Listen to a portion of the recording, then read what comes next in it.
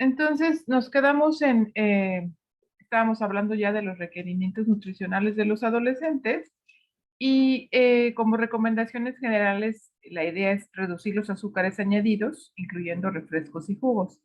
Platicábamos que en esa etapa de la vida, pues empieza como un poco más a desordenarse la alimentación, pero pues hay que, en lo posible, comentar que los azúcares pues, no son necesarios y que los refrescos y los jugos son las principales fuentes, ¿no? Eh, es importante incluir o utilizar los aceites vegetales como grasa en lugar de las grasas sólidas, recordando lo que veíamos de la alimentación saludable y esto que nos hablaba el artículo de Mozafarian para evitar riesgo cardiovascular. Entonces, a los niños les gusta mucho las pastas, ¿no? Con mantequilla, crema, o las cremas o las sopas de verdura, ¿no? Con leche. Entonces, la idea sería más bien pasar a la utilización de aceites vegetales, consumir frutas y verduras frescas en cada comida y evitar agregarle salsas, azúcares o sal. Lo que platicábamos la vez pasada de que con tal de que coman verdura, pues les ponen el chile piquín, ¿no? Que está lleno de sal y entonces la idea es que pues no lleve eso, sino que pues más bien un poco de limón y sal si es necesario y si no, pues así como está la fruta o la verdura. También platicábamos pues, que hay que incluir pescado, entonces insistir en esa parte. Por supuesto que pescado fresco, pescados azules que comentábamos de la grasa que tenga omega 3 y no de los, pues no empanizado o estos dedos de pescado que pues ni pescado son, ¿no? Ya no tienen los nutrimentos o nutrientes que queremos obtener del pescado. Preferir las carnes magras, removiendo la piel antes de cocinar, limitar las salsas cremosas o a base de quesos o alimentos precocinados, que pues también tendría que ver con esta parte de las grasas sólidas, o recordemos de las grasas trans, que son las grasas con las que viene la mayoría de los alimentos empaquetados, porque son grasas que tienen mayor vida de anaquel y entonces pues la industria pues, lo prefiere porque se va a echar a perder, va a durar más tiempo sin echarse a perder y entonces por eso es importante que no utilicemos alimentos precocinados, sobre todo porque estos alimentos incluso van a tener un índice glucémico mayor, es decir, se van a digerir más rápido, se van a absorber más rápido, porque ya están precocinados, porque ya están sus moléculas separadas, entonces por eso no se recomienda, pues todos estos, por ejemplo, arroces precocinados, las famosas sopas Maruchan, ¿no? Entonces, la idea es que, aunque son prácticas, pues, se consuman por su alto contenido de sal, de grasa y lo que decíamos de hidratos de carbono simples y no complejos, que son los que debemos de preferir. Sí, Andrea.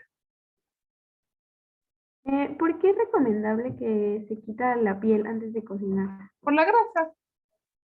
Recuerda que la piel contiene grasa saturada y entonces ahí estás disminuyendo la cantidad de grasa saturada que tiene la piel. Ah, ok, gracias. Sí. Y por eso cuando ya ustedes que van a empezar a cocinar y a ir por la comida al mercado, pues tienes que pedir la pechuga de pollo sin piel, ¿no? O pues la pierna es más complicada, pero bueno, la idea es pedirla sin piel. Y el salmón, pues yo lo que hago es lo coloco y ya que está un poquito más blandito, quitar la piel, porque si no es muy dura. Pero esa sería la idea, que quitemos las fuentes de grasa saturada. En sí, en la carne, en el pescado, bueno, más en la carne, va a haber grasa saturada per se, pero bueno, quitando la piel estamos intentando tener menos consumo de grasa. Pues ya sabemos, ¿no? Que lo ideal es consumir cereales integrales en lugar de refinados. Y una forma de saber qué tan integral es nuestro pan o nuestro cereal es ver que el primer ingrediente sean los granos enteros y no harina, ¿no? Así como mucho, y después hasta el final grano entero o salvado, es decir, lo están adicionando y no es per se el grano entero con el que cocinaron. Aquí idealmente comentábamos que pues, sería, por ejemplo, consumir avena en lugar de un cereal para desayunar, ¿no? Que tendríamos más cantidad de fibra y ahí no tendríamos los conservadores que tiene un cereal para desayunar. Y incluir guisados con leguminosas, con frijoles, haba, lenteja, en lugar de carne. Aquí se mencionaba que pues a lo mejor un día o 2 días a la semana no consumir carne o productos de origen animal y como veíamos en la complementación de proteínas, pues podemos utilizar verduras con leguminosas o cereales con leguminosas. Esto sería más o menos la recomendación. La verdad es que hay poca información de nutrición en el adolescente y en el adulto joven porque se cree que son, ¿no?, invencibles en ese momento, que son muy sanos y no necesariamente. Veíamos una etapa crítica y entonces más o menos de las recomendaciones que encontré, hice este resumen. De grasa podemos utilizar del 30 al 35%. Por ejemplo, si estamos dando hidratos de carbono en un 45%, pues podríamos utilizar entonces 35% de grasa, recordando siempre y cuando que el menos de 1% sea de grasa trans y que esa grasa trans, a la hora que yo revisé las etiquetas, a veces no viene como grasa trans, pero viene como grasa saturada.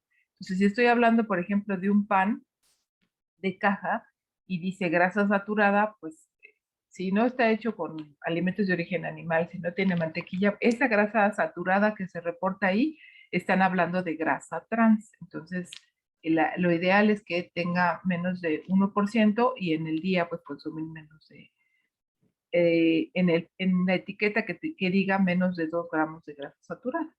El colesterol tiene que consumirse en menos de 300 miligramos por día, porque también recordemos que el colesterol también se produce de forma endógena y entonces no necesitamos más que los 300 miligramos porque tenemos también esta producción endógena y dependiendo de la herencia de la genética también va a ser la mayor o menor absorción de colesterol.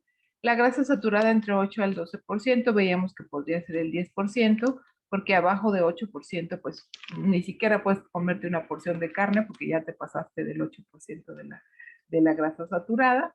La poliinsaturada que veíamos que era los ácidos omega 3, omega 6, entre el 6 y el 10%, y las proteínas entre 15 y 10%. Aquí, como platicábamos la vez pasada, sobre todo los jóvenes, los hombres, van a querer consumir más proteína porque creen que la proteína, pues al comérselas se va a poner aquí en el músculo y se va a hacer grande, ¿no? Entonces, en realidad, pues esa proteína se va a ir en orina, se va a desechar y al contrario podría haber daño renal y entonces no se recomienda arriba del 20%. Si se está cubriendo con el consumo habitual, no necesitas suplementos de proteína, esto solamente si tuvieras mala absorción o un requerimiento muy elevado que no se logra con el consumo habitual. El azúcar, lo ideal es entre 6 y 12%, básicamente sería 1 o 2 porciones de azúcar, ¿no? Como para el té, el café y nada más, o un dulce, pero pues idealmente no consumirla, pero tampoco pasa nada si se consume en una porción moderada y la fibra sería entre 25 y 35 gramos por día. En cuanto a los micronutrientes, el hierro, sí, Katia. Profesora, yo tengo una duda. Bueno, ya en la práctica, por ejemplo, con lo de la mujer embarazada, Sí. nos surgió esta duda de que, por ejemplo, en el cuadro dietosintético, Ujú. pones los porcentajes, ¿no? Como lípidos 30%, pero entonces dentro de ese 30%, ¿cómo se calcula en la distribución de equivalentes o en ese mismo cuadro el porcentaje de omega 3 o de omega 6 o en este caso, por ejemplo, de los adolescentes, de Sí. grasas saturadas trans o grasas poliinsaturadas? Esto tendría que ser un cálculo, ¿se acuerdan que les enseñaba yo el programa de Food Processor? Eso podría ser un un cálculo como más exacto. Otra es que se puedan ir a las tablas que veíamos de cada uno de los nutrimentos y hacer un Excel con esa distribución. Y sí, pues la idea es que se haga como para consulta, que no te va a dar tiempo eh, de hacer ese cálculo exacto. Ustedes escogiendo los alimentos, o sea, no sería en los equivalentes, sino más bien sería en la selección de alimentos en los que tú estás intentando que esa distribución sea la adecuada. Entonces, en lugar de dejarle, si tienes 2 porciones en el desayuno, en lugar de esas porciones como ingrediente ponerle mantequilla, ahí le dejas, por ejemplo, aceite para que se haga un huevo, o le dejas aguacate para que le pongas la quesadilla. Entonces, ahí es más bien en los ingredientes que tú seleccionas y en las recomendaciones que tú le haces de forma general. Es decir, cuando tú, por ejemplo, le estás explicando los grupos de alimentos y le dice, mire, usted puede consumir 5 porciones de grasa al día, estas son las porciones equivalentes, es decir, una cucharada de azúcar, una rebanada de aguacate. Tú ahí le dices, lo ideal aquí es que escoja este tipo de grasas y que además no empanice o fría o capie los alimentos. Entonces, esa es la forma, vamos a decir, práctica de que ustedes puedan hacer ese cálculo. No sé si tú quieras agregar algo, María. No, pues justo es como muy difícil que dentro del plan puedas como especificar o calcular las poliinsaturadas o las monoinsaturadas si no es como con un programa ya per se, o como decía la doctora, yéndose a cada tablita y haciendo como a estas tablitas de alimentos y haciendo el cálculo de cuánta proporción tienen en grasas poliinsaturadas o de monoinsaturadas. Entonces es como poco práctico y bueno, ustedes todavía no manejan estos programas. Más adelante seguramente lo van a hacer, pero justamente como lo hacemos en consulta es con las recomendaciones que comentaba la doctora, disminuyendo el consumo de grasas saturadas y promoviendo el consumo de grasas poli y mono. Así es como tratamos de cubrirlo. Entonces yo creo que para el ejercicio podríamos dejarlo así, de manera de recomendaciones para que tampoco se agobien. Ya más adelante seguramente lo van a ir viendo más específico, pero ahorita para el ejercicio, dejándolo en recomendaciones, me parece lo ideal que ustedes escojan los tipos de alimentos que tienen o que sí que tienen más proporciones de grasas poliinsaturadas y no promuevan el consumo de grasas saturadas. ¿Sí, Katia? Sí, sí, profesora, muchas gracias. Quedó ahí mi inquietud resuelta. Gracias. Ok. Sí, por ejemplo, una de las cuestiones que también se menciona en las recomendaciones para los adolescentes, y bueno, la verdad es que aplicaría en general, es de lo que come, ver qué modificas sin hacerlo radical y quitarle todo lo que come y tú decir qué come. Entonces, por ejemplo, si hablando de la mujer embarazada, ella acostumbra los 5 días de la semana a comer carne roja, ¿no? Y se come 4 y 5 porciones, pues ahí lo que tienes que sugerirle es, para que tenga omega 3, pues lo ideal es que incluya 1 o 2 porciones o 1 o 2 veces a la semana pescado, ¿sí? O que incluya el aguacate, o que incluya las semillas, que incluya nueces, almendras, semillas de girasol.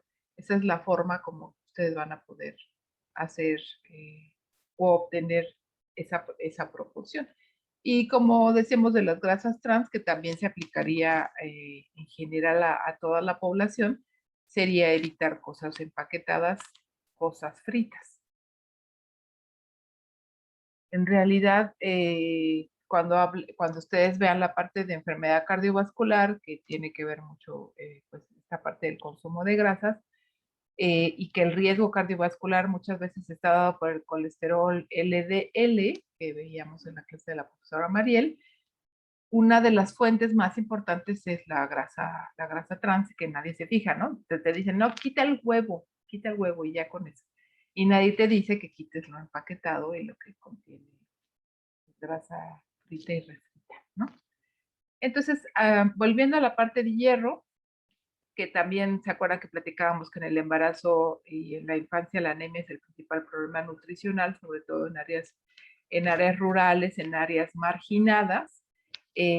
Tenemos que tener en cuenta que por más, por ejemplo, ejercicio que se haga, si se tiene una dieta deficiente en hierro, no va a haber un desarrollo de masa muscular. Es necesario, por eso también que ustedes verifiquen si no hay por más que hagan ejercicio y coman proteína, no hay un buen desarrollo muscular, pues habría que mandar una biometría hemática para verificar que no haya anemia. Por ejemplo, en las adolescentes, en las niñas o en las mujeres adolescentes, muchas veces los sangrados menstruales son muy abundantes y esto provoca anemia. Entonces, sí es importante hacer una entrevista completa, incluyendo qué tan abundante es el sangrado menstrual, para saber si también es importante mandar una biometría hemática y ver si no hay anemia y reponerla con suplementos.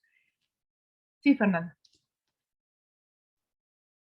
En el caso de, por ejemplo, las mujeres que les falta, bueno, que les sufren anemia porque menstruan mucho y eso, nosotros podemos, o sea, nosotros como nutrólogos podemos recetar suplementos, o sea, como pastillas o hay como inyecciones y así, o eso le toca a un médico. En el caso del hierro, si es vía oral, sí podrías tú mandar la pastilla, como dices. Sí, pero sí, el hierro vía intravenosa es muy delicado, entonces eso se tendría que canalizar con un hematólogo.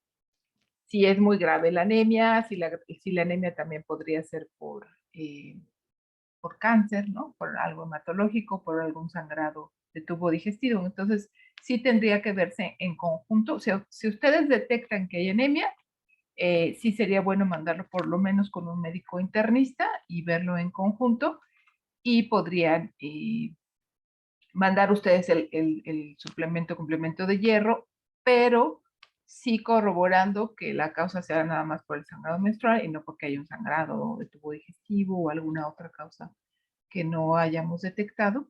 Y vía intravenosa sí nosotros no recetamos, solamente recetamos vía oral y podemos recetar vitaminas y minerales. Eso sería la forma que sí podemos hacer la complementación. Les van a llegar muchos pacientes a su consultorio y les van a decir, es que deme vitaminas, ¿no? Porque me siento muy cansado. Entonces ahí, pues hay que insistir que si come bien, si modifica su dieta, podría mejorar esta sintomatología, y que habría que ver si no tiene alguna deficiencia. Si no hay una deficiencia comprobada, no estaría indicado que nosotros diéramos vitaminas o minerales, pero sí podemos hacer prescripciones de hierro vía oral. También es importante saber que a veces la anemia puede estar presente cuando hay hipotiroidismo. Entonces, por ejemplo, si ya hay un diagnóstico de hipotiroidismo y ya se está medicando, pero a lo mejor la dosis no está siendo suficiente, puede que haya presencia de anemia. Entonces, también es importante que nosotros interroguemos la presencia de hipotiroidismo, y si no se sabe y se sospecha, podría mandarse un perfil tiroideo. Ahora, en el caso del calcio, igual el calcio es necesario para el desarrollo muscular, el óseo y el endocrino. Es la etapa de mayor retención de calcio. Entonces también es muy importante saber que no es por más calcio que yo coma, pues ¿no? Se van a hacer fuertes los huesos y vamos a tener una mineralización muy, muy efectiva.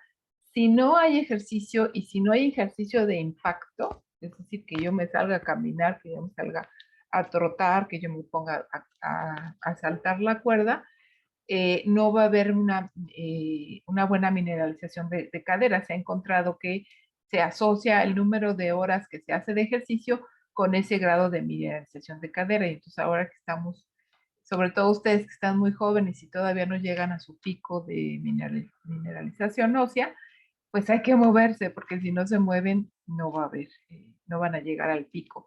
Y entonces cuando lleguen a la menopausia, pues les van a querer llenar de vitamina D y de calcio, y ya ese calcio no va a servir, porque la mineralización se hace durante la adolescencia y hasta los 30 años. Entonces ahorita ustedes están en su apogeo de mineralización y entonces pues hay que comer suficiente calcio, pero también hay que hacer suficiente ejercicio.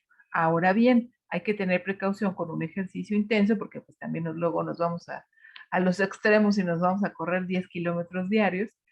Es importante saber que hay mayor pérdida urinaria de calcio y una disminución en la producción de andrógenos en el caso de los hombres, y entonces por eso también es importante que explicarles que no se pasen de ejercicio y no se pasen de los kilos de las pesas, porque ahí podría haber una pérdida de calcio y entonces volvemos a lo mismo, el calcio es necesario para el desarrollo muscular. Y entonces, ahora sí que como dicen, todo con medida. También es importante mencionar que hay una reducción. Si nosotros consumimos más refresco, normalmente no consumimos leche, no consumimos yogur, y entonces hay una reducción en el consumo de calcio, y además de que no consumimos tanto calcio, tenemos una mayor excreción, entonces también por eso en los niños, por ejemplo, se asocia a la caries al consumo de refrescos, no solo por el azúcar, sino por esta reducción, la excreción del calcio. Este es el requerimiento entre 1100 y 1600 miligramos por día. En los mexicanos, pues se habla de que el requerimiento es de 1300 miligramos al día, y como decíamos, a lo mejor no tenemos el cálculo preciso, pero con saber que con 2 vasos de leche, por ejemplo, se cubre el requerimiento, o consumiendo huevo o queso, también lo cubriría. Estos requerimientos es, como les digo, de manera global, nada más repasando lo que ya habíamos visto en las tablas que teníamos. El zinc también es muy importante porque, pues como decíamos, es la etapa de crecimiento acelerado. También tiene que ver con la mineralización ósea, la maduración sexual, también esta parte es importante, y la síntesis de ácidos nucleicos y de proteínas. Se va a encontrar deficiencia cuando hay una pérdida de peso, y entonces, como es la época en donde les importa mucho su imagen corporal, digo, ya cuando llegas a mi edad, y así de como, pues si les gusta al hombre o no le gusta, ¿no? O sea, o mi compañera dice que estoy gordita, eso te tiene sin cuidado. Pero bueno, en esa edad es muy importante la imagen corporal, y entonces se someten a dietas estrictas, a dietas de reducción, y entonces hay pérdidas de peso muy severas, y entonces podría haber deficiencia de zinc. Como ustedes saben, cuando hay, por ejemplo, anorexia, hay amenorrea, es decir, no hay presencia de menstruación, y entonces pues esto también podría deberse por falta de estos micronutrientes, ¿no? Entonces por eso es importante verificar y saber que las pérdidas de peso pues no son tan benéficas, sobre todo si no van a ser sostenidas, ¿no? Porque además están como yo-yo, ¿no? Bajan y suben, bajan y suben. Porque además estas pérdidas de peso no las hacen junto con ejercicio, ¿no? Y además son muy, vamos a decir, deficientes en nutrimentos, y entonces por eso es importante que tomemos en cuenta que puede haber deficiencia de zinc en cuanto a las infecciones frecuentes, o en hombres, por ejemplo, con hipogonadismo. Esta es, déjenme acordarme, es en Francia. Fui a un congreso, ya cuando ustedes sean famosos y vayan a congresos, tomen muchas fotos.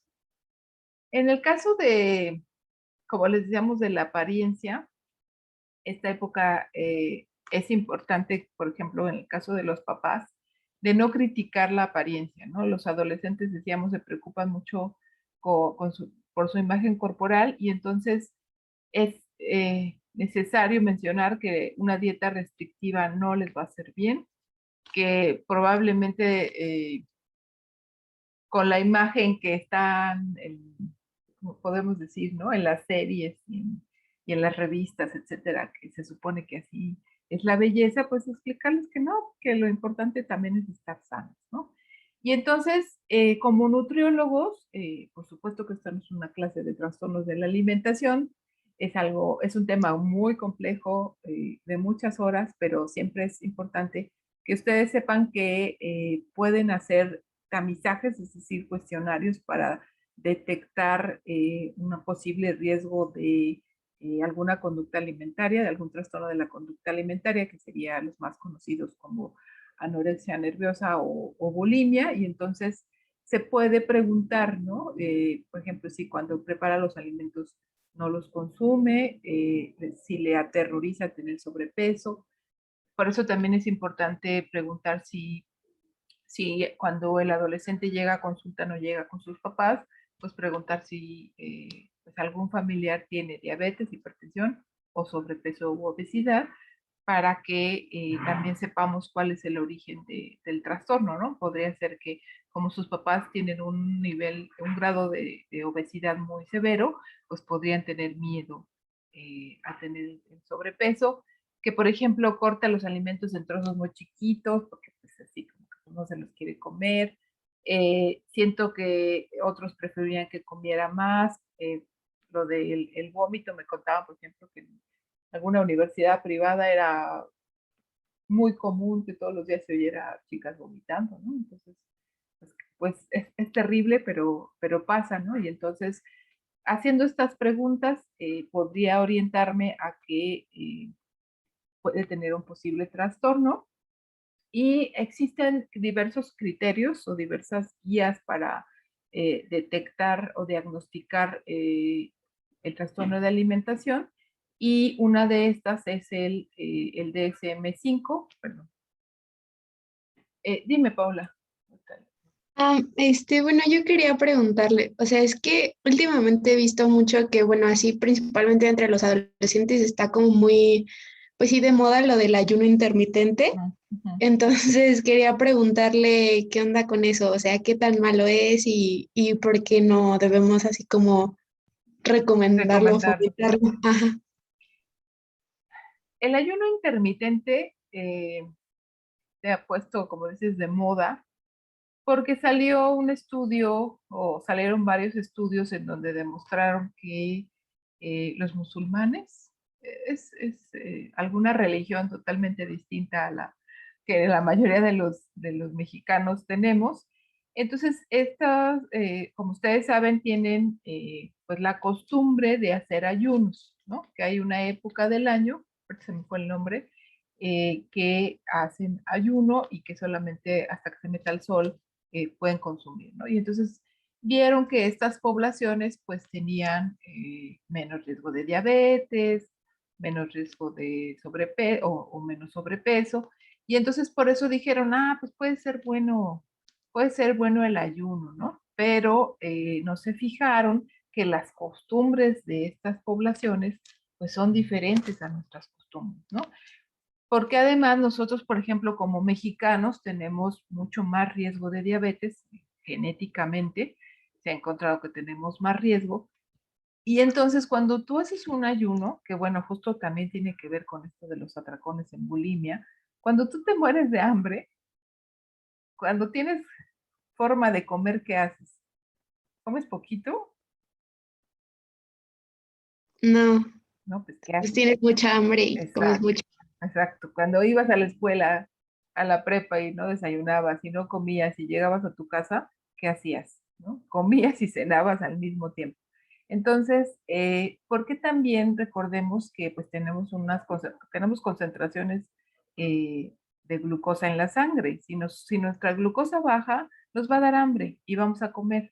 Entonces, hay estudios en donde se demuestra que puede ser benéfico el ayuno intermitente, pero solamente en algunas enfermedades específicas. Por ejemplo, podría ser bueno el ayuno intermitente y con dietas cetogénicas, por ejemplo, en los pacientes que tienen epilepsia.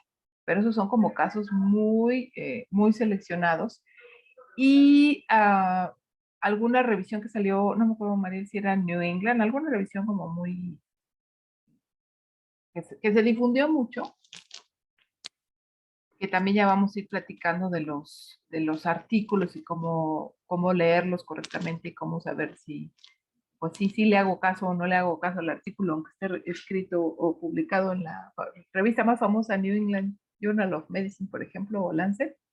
En esa revisión de estudios, lo que se encontró es que los estudios que mencionaban no necesariamente era ayuno intermitente, sino era reducción de calorías, es decir, una dieta en donde disminuías las calorías a 1100 kilocalorías y entonces bajabas de peso y mejoraba tu glucosa y tu presión arterial.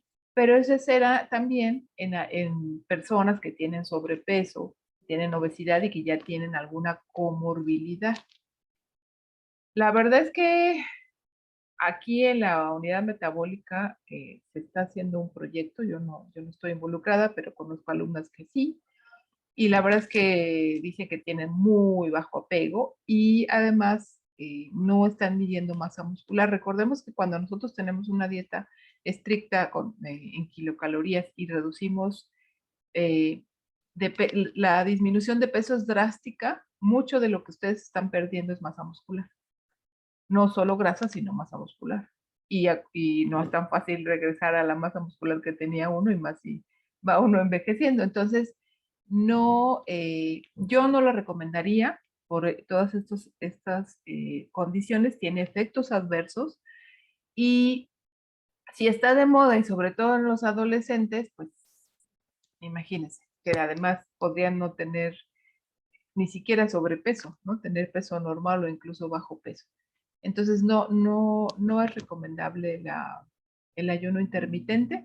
Déjenme buscar el artículo, se los mando para que lo tengan y tengan como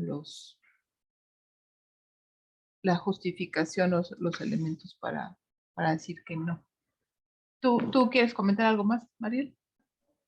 Pues no, justamente recordar que en esta etapa de los adolescentes, pues justo todavía se encuentran en desarrollo, todavía se encuentran creciendo. Si limitamos la cantidad de kilocalorías que consumen o afectamos el patrón como las están consumiendo, seguramente también tendremos efecto en el crecimiento.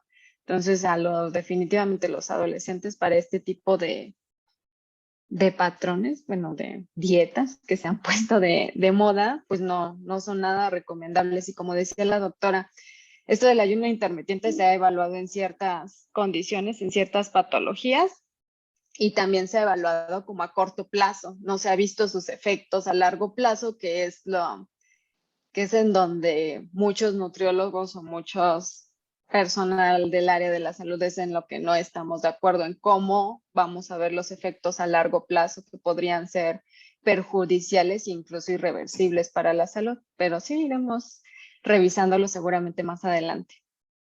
Gracias, María. Sí, efectivamente, esta parte es muy importante, los efectos a largo plazo. Muchos de los estudios en los que se basan los doctores o los que lo recomiendan son estudios a corto plazo, en donde no se ha visto que tenga efectos adversos. Yo les digo que en algunos años hay que ver todos estos que hicieron ayuno intermitente cómo están en masa muscular y si tienen sarcopenia y va a ser un gran problema pues porque van a empezar con fracturas, ¿no? Y con pues discapacidades por esta falta de masa muscular. Y al final, cuando también ustedes vayan revisando la literatura sobre las mejores dietas, te van a decir que la mejor dieta es la que hagas, ¿no? Porque pues sí, prescriben y prescriben y empiezan alguna, pero pues no la siguen, ¿no? Y entonces siempre en algún momento va a haber un exceso o una deficiencia de algún nutrimento en este tipo de dietas. Entonces, al final, lo recomendable es una dieta balanceada. ¿Sí hacen esto? Sí, bueno, a mí ahorita que tocamos este tema del ayuno intermitente, me surgió una duda acerca de algo que creo que está también relacionado, que son, bueno, es como el timing, o sea, las comidas que hacemos, que creo que lo estándar son 5 tiempos, ¿no?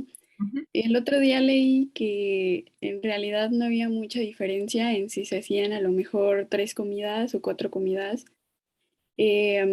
para las personas que no tenían mucho tiempo, pues para estar comiendo tan frecuente o con tanta frecuencia.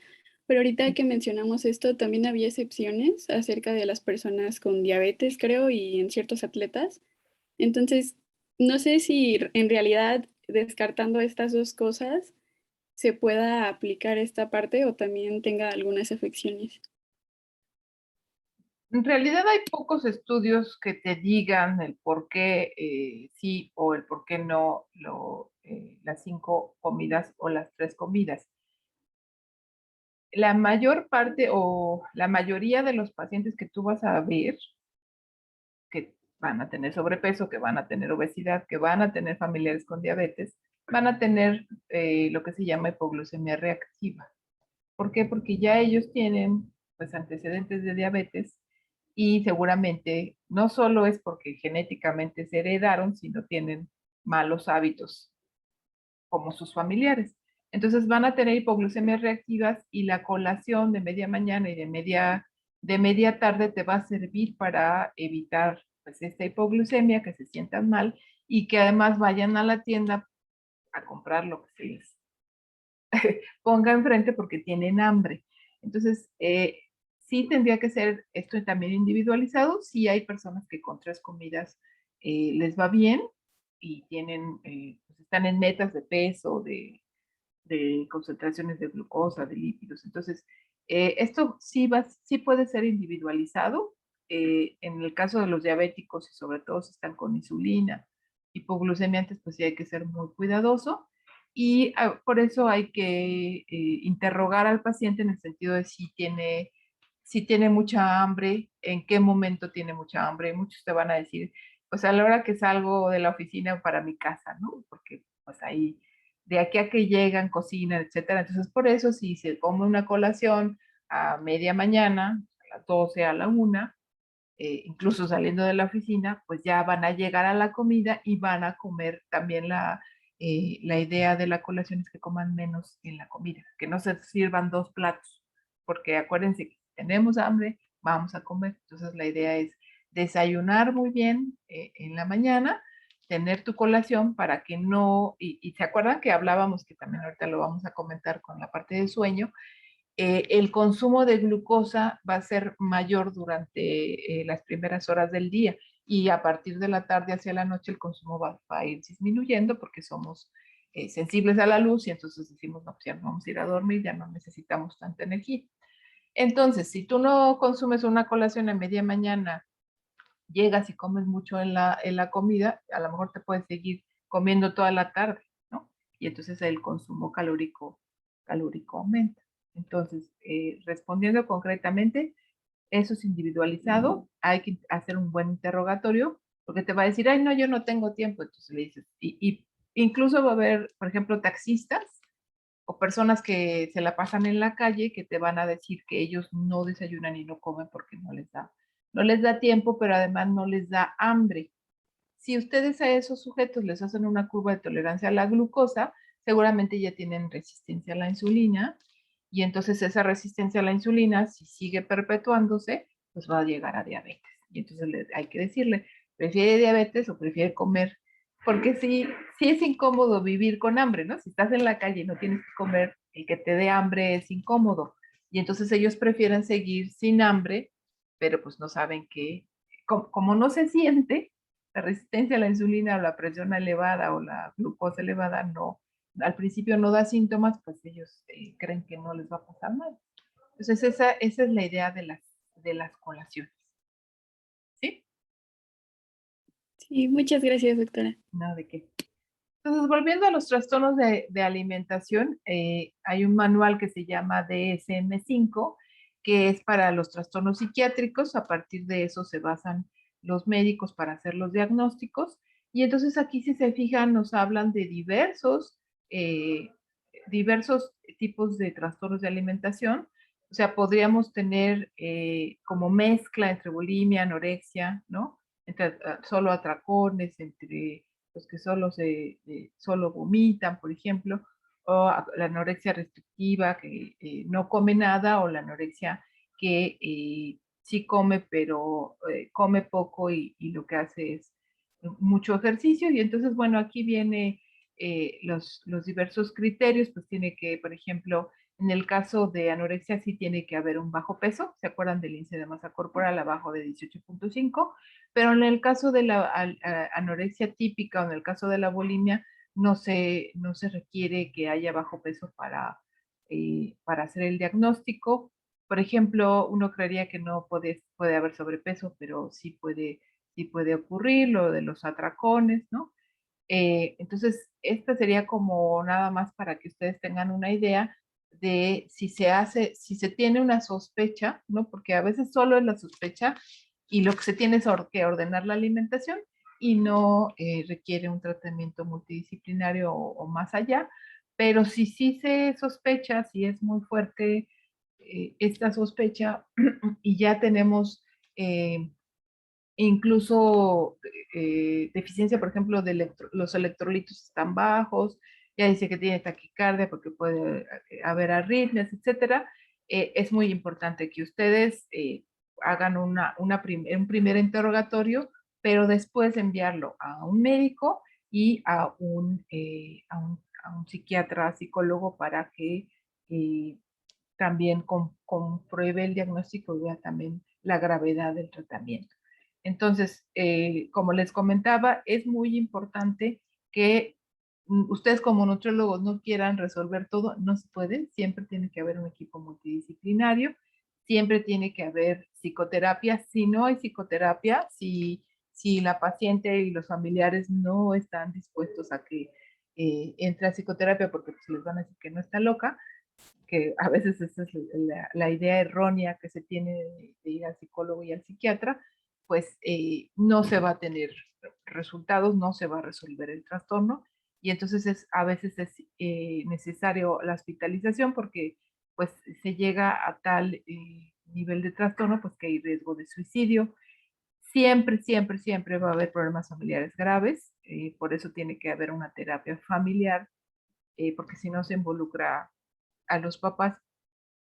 La verdad es que mucho del origen del trastorno es familiar y es porque hay familias disfuncionales que, bueno, tengan muy bajo peso. Aquí hemos tenido casos de los índices de masa corporal más bajos y de que ya no tienen masa muscular, ni siquiera pueden sostener el cuello, ¿no? Entonces sí hay casos muy graves y pues es importante detectarlos tempranamente para que no se llegue a estos extremos, porque la verdad es que el pronóstico es ya muy malo. Puede haber edema, pues porque no hay albúmina. Recordemos que la albúmina retiene, vamos a decir, el líquido en el espacio vascular dentro de las células, y si no hay albúmina porque hay desnutrición, pues va a haber edema. Como les decía, hay desequilibrio hidroelectrolítico, pues también están deshidratadas y no hay minerales, no hay consumo de minerales, puede haber hipoglucemia. Y una de las consecuencias que ustedes también van a ver, no solo en el caso de trastornos de alimentación como anorexia, sino en casos de desnutrición, eh, si nosotros tenemos una baja masa muscular, recordemos que la masa muscular también tiene que ver con nuestro sistema inmune, pues entonces va a haber infecciones recurrentes e interrecurrentes. Entonces, otra forma de sospechar que ya pues hay un trastorno de alimentación que está afectando ya la salud. Muchas veces te llegan los papás porque te dicen es que se enferma mucho de las vías respiratorias, ¿no? O recurrentemente tiene diarrea. Entonces, las infecciones recurrentes también puede ser un signo de alerta de que se está teniendo una deficiente de alimentación. Volviendo a lo del ejercicio, es muy importante que siempre se haga ejercicio. En el caso de los adolescentes, se recomienda 60 minutos diariamente de una actividad de moderada a vigorosa. Y también recordar que el ejercicio, para que lo consideremos aeróbico, tiene que por lo menos durar 10 minutos, porque también les van a decir, no, pues es que yo salgo a pasear al perro, ¿no? Pero pues el perro ¿no? Se va deteniendo y entonces pues no es continuo. Tiene que haber 10 minutos de forma continua, idealmente es 5 días a la semana, idealmente, bueno, podríamos decir que podemos por lo menos que sean 3 días a la semana, y esto de los 10 minutos se los comento también porque lo pueden fraccionar. Venía en las referencias que les agrego de los artículos, mencionaba que ustedes pueden recomendarle que corra, por ejemplo, o camine durante 30 minutos o haga el ejercicio que le guste. Por ejemplo, iba a decir aerobics, pero ya eso ya no se usa, ¿no? Creo que se usa el zumba, ¿no? Entonces que haga zumba 30 minutos y que, por ejemplo, se baje una estación antes, que la caminata hacia la escuela o la oficina, por ejemplo, dure 15 minutos y la de regreso 15 minutos. Y entonces ahí ya estás cubriendo los 60 minutos. No tendría necesariamente que ser una actividad continua de 60 minutos, porque pues, en estos tiempos no se logra, no se logra fácilmente tener todo ese tiempo.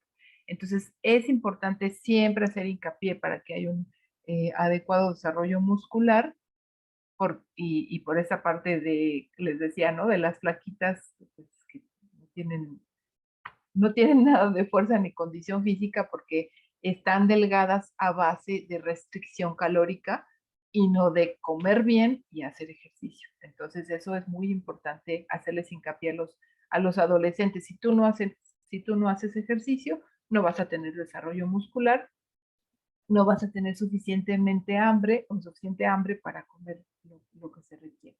Entonces es muy importante siempre hacer hincapié en el ejercicio. Decían estos artículos que hay una triada, sobre todo en la adolescencia, que hay que hacer hincapié, porque los niños todavía nos hacen caso, los adolescentes ya no, pero bueno, la triada de la buena alimentación, el ejercicio y el sueño. Al sueño no le hacemos caso, incluso presumimos, ¿no? Es que me fui, ¿cómo dicen? Llegué en vivo, ¿no? Y no dormí. Entonces, pues a lo mejor un día de parranda, pues no pasa nada, pero si esto lo repetimos, pues puede afectar el metabolismo y entonces es importante hacer hincapié y también a la hora que ustedes hacen el recordatorio 24 horas, aprovechar y preguntar a qué hora se levanta y a qué hora se acuesta. En niños de 10 a 13 años se recomienda dormir entre 9 y 11 horas y en los de 14 a 17 entre 8 y 10 horas. Por supuesto, esto es individual, esto es de acuerdo a lo que necesita. Hay gente que se acuestan y se quedan profundamente y tienen un sueño reparador. Yo, por ejemplo, siempre les digo que tengo que dormir muchas horas porque siento que no es reparador el sueño. Entonces, ahí va a variar, pero lo ideal es que sí sean por lo menos 8 horas en el caso de la adolescencia, porque como decía Mariel, pues todavía están en crecimiento. Aquí solo mencionarles igual todo este tema de sueño y del timing, etcétera, es todo un tema fascinante. Nada más para que ustedes, para introducírselos a ustedes, es importante saber que si yo tengo una pérdida de sueño aguda o crónica, que es lo que les decía, si yo perpetúo esta pérdida de sueño, puedo tener alteraciones endógenas en el caso del metabolismo de la glucosa y las alteraciones de los factores anorexigénicos y los orexigénicos, es decir, del hambre y la saciedad. En el caso de las exógenas, también habíamos platicado que si yo no duermo bien, pues se me antojan alimentos densamente calóricos, con hidratos de carbono simples, es decir, pan dulce, ¿no? Así que es un pan, me puedo comer hasta 2, ¿no? Tienen mucha grasa trans y tenemos menor motivación para realizar actividad física porque estamos cansados. Entonces, si estamos cansados, pues nos da más flojera. Y si además nos comemos 2 panes, pues más flojera nos va a dar. Eso a la larga pues nos va a provocar un balance positivo de energía, ganancia de peso y a largo plazo diabetes e hipertensión por este consumo de energía elevado. Si nosotros nos vamos específicamente, por ejemplo, porque cuando no se duerme hay mayor riesgo de tener hipertensión, si nosotros tenemos igual una deprivación aguda o una deprivación crónica de sueño, específicamente de menos de 4 horas, va a haber alteraciones en la regulación del apetito y riesgo de sobrepeso que veíamos en la diapositiva anterior, pero esto nos va a llevar a resistencia a la insulina. Recordemos que vamos a tener concentraciones mayores de insulina en la sangre. Esto a su vez va a llevar a un aumento de riesgo igual de diabetes e hipertensión, pero lo de la hipertensión puede ser porque hay mayor concentración de glucosa, de insulina, y cuando tenemos más insulina en sangre va a haber mayor reabsorción tubular de sodio, y entonces eso va a hacer que haya una sobrecarga de volumen. Hagamos de cuenta que es una manguera, y entonces pues tenemos una presión normal cuando tenemos un volumen sanguíneo normal, pero cuando esta presión aumenta, pues hay rigidez de las arterias, de los vasos, y esto a su vez va a provocar un mayor aumento de presión y de que el corazón se sobrecargue. Entonces, por eso es importante también hacer hincapié en que se tenga una buena cantidad de horas de sueño para que no tengamos estas alteraciones. Hay quien les va a decir que qué desperdicio y hacen la cuenta del número de horas que se mantienen dormidos y que según esto es un desperdicio. Y pues más bien habría que comentarles que no, que el sueño es necesario justo ahora sí que para resetearnos, ¿no? Incluso a nivel cerebral tenemos la necesidad de dormir. Entonces hay que recordarle esto a los adolescentes que eh, les gusta no dormir mucho. Entonces aquí están las referencias y si quieren les mando los artículos.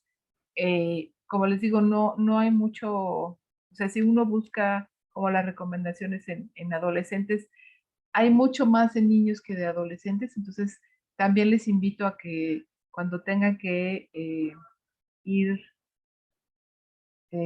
seleccionando temas de investigación, no se les olvide la adolescencia, porque creo que como dicen, es un área de oportunidad. Y ya no les enseñé la bicicleta. Y es importante pues también comentarles, ¿no? Que si no se hace tiempo para el ejercicio o para la salud, pues con el tiempo vamos a tener que hacer tiempo para la enfermedad. Porque, pues, esa no nos deja, ¿no? Movernos o hacer otras cosas, ¿no? Entonces, hasta aquí sería la clase. No sé si tienen alguna duda.